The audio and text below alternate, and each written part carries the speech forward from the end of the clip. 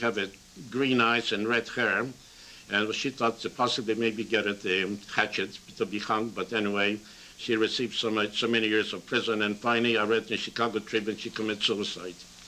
She used to strip prisoners from the skin, naturally they've been killed, and have a beautiful tattoo. She make a lampshades out of human skins on her lamps. And she was a supple woman, about maybe, I figured that time in Nuremberg in 46, she was about maybe close to 40 years old. Ilsa Koch. Ilsa Koch, that was her name.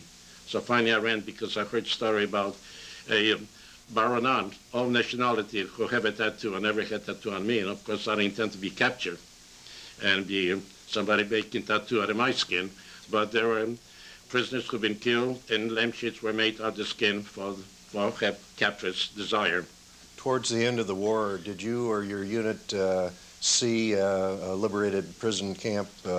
Yes, no, as far as it is, I did not. It's my company in the 3rd Battalion. We liberate some camps of female working in a brick factory, nothing which they've been working, but we only to remain, to see they've been secure and push on, because you could not keep troops around, maybe 500 women, all female, working on the bricks and having American soldiers in the area. So we push on, and that left reserved to take care of by civil government, which they follow right behind us in that respective area.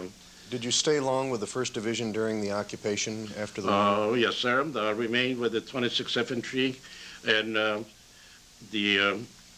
after the war, being conferred, the people reporting having enough points to states desire to stay. I became a 1st sergeant. My battalion commander mentioned you have to get in between those 4 walls. There's no more liberty to be outside. You'll be staying in the Army, so I re-enlisted and I became 1st sergeant, and to take care of the administrative. Of course, I have a personnel to handle administrative morning reports and other activity. And then when I re-enlisted, I'd be going to States for 3 months, re-enlistment leave. And so I departed to States for 3 months, and meantime I got married in the States and returned back to Germany. And the same place, in Fort was stationed. They hung 10 of them. I could not vividly recall, but I could mention few individuals who were hung, but some of them just received prison. I carried conversation with Donitz, although being ruthless, a submarine warfare individual, but he spoke English very well. And always when he took a walk in the garden, hence they were walking British style, so far, exercise.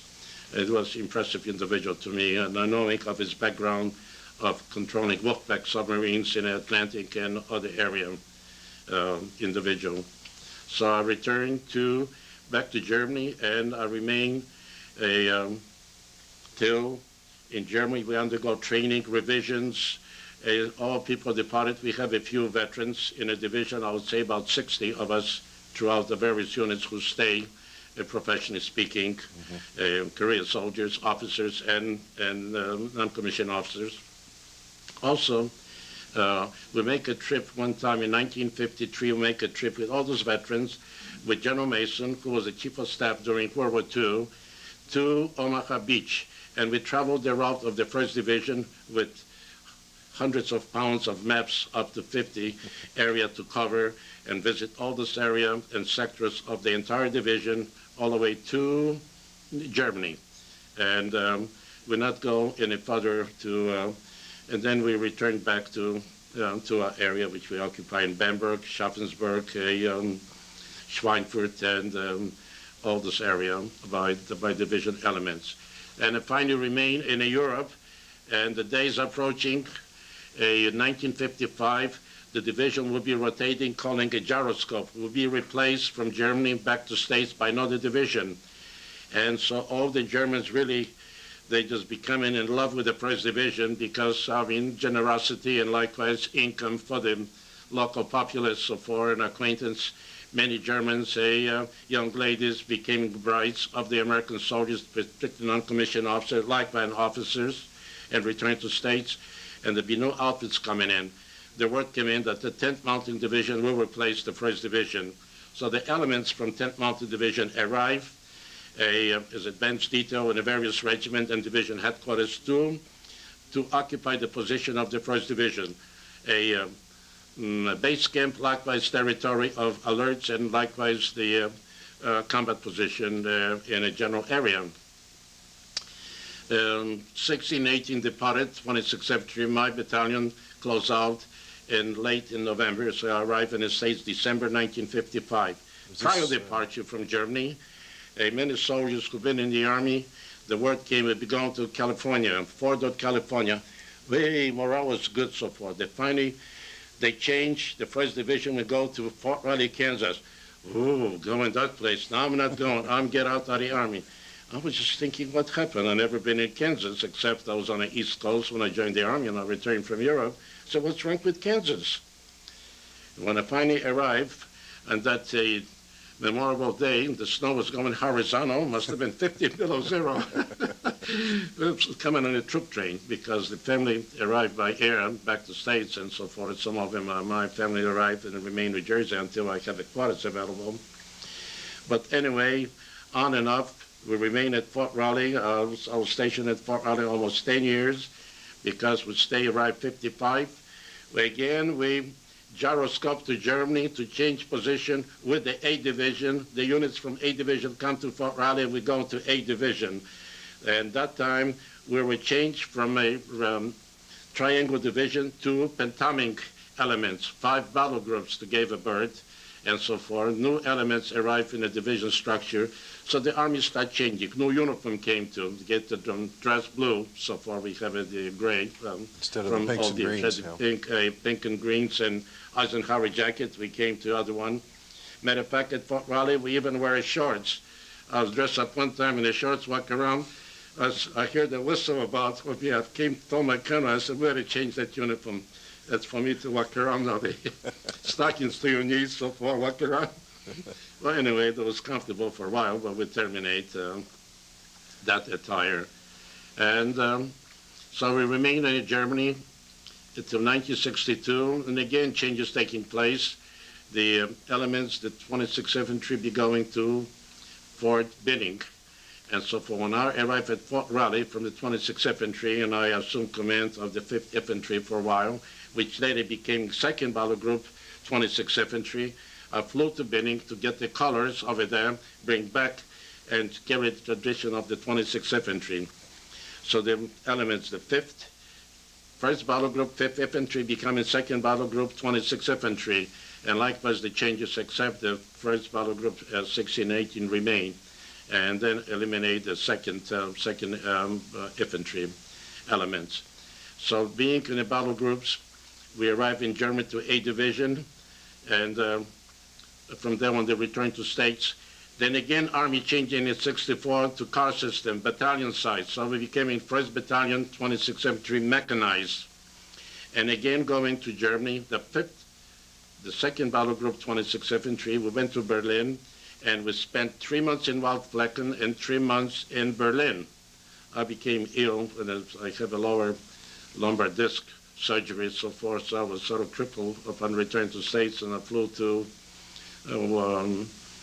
Fort Carson, Colorado hospital, down there for surgery, so for an operation. Then I became partly I would say, not fully Class A qualification, so I have in my spine disability on it. And then the battalion size, we trained, went on maneuvers through Missouri and all places, and then we add choppers to it. And so the Army was changing so far that we have it a 113 track elements, I mean, that's mechanized, travel all of it as vehicles so far. Well, they're pretty good, I would say, at Fort Riley. But then, of course, and in Germany, which we have the implementation of Davy Crockett and nuclear weapons to the battle group. That was also a pain in the neck to have those items in a unit, because all kind of inspections coming out for, you fail, you sail. So the commander's been on a shaky step. the best people been designated to occupy that position in fully secret and qualified for David Crockett. David Crockett.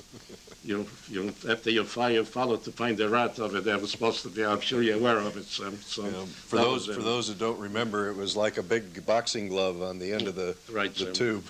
So they finally come in. The division is be scheduled with this a problem which we have in Vietnam already. The division will be departing to Vietnam, and units be going as advance, other ones, and then order came in that General Huner was concerned about me. He said, Ted Dobol is a little too old to go down into Vietnam. Of course, I mean, I have family also illness, that they find me location, reassignment. So prior the unit depart to Vietnam, received assignment in West Point, the Sergeant Major 3rd Regiment Cadet, which we expand the corps to 4 regiments, a full, just like the Navy operate. So we have a 4,400 full quarters. Mm-hmm. So I became Sergeant Major. And of course, the cadets, they received the information, what the 1st Division consists of, what they accomplished, because I was the one, I would say, who could tell the story about the history of 1st Division. Why don't we just take... 4, sorry. Okay. Break set. And begin. Sergeant Major, I think what we'll do now, I know you want to say a few things about your service at West Point, and then perhaps move from there directly into some comments about Vietnam. I'm very much interested in your comparisons of weapons and of soldiers and of the differences in terrain between your experiences in World War II and those that you experienced in Vietnam. The years of modern installation. After being assigned to West Point, I was Sergeant Major 3rd Regiment, and I really enjoyed the service because you have a young individual who would like to be to attend the academy and becoming a leader of the nation in various positions. And during my time in West Point, I have had the pleasure and privilege to serve with prominent leaders of our nation. The first commander which I have, there was John W. Morris, a colonel, later becoming chief of engineer, and we make a trip, first American engineer to make a trip to China, which came in the Army Times. Follow him. I have a Bob Yerkes, who became also a chief desper, lieutenant general. Following him, I have my own battalion admired commander, Alexander M. Haig, which I have a pleasure and privilege to serve as my commander at West Point, who commanded 26th Infantry in Vietnam. And the Battle of Ap Gru in 1967, the unit distinguished itself in a battle where 609 VC paid the price at the cost of 13 KIA in 3 elements at that time. And so far, the units received Valorous Unit Award for their achievement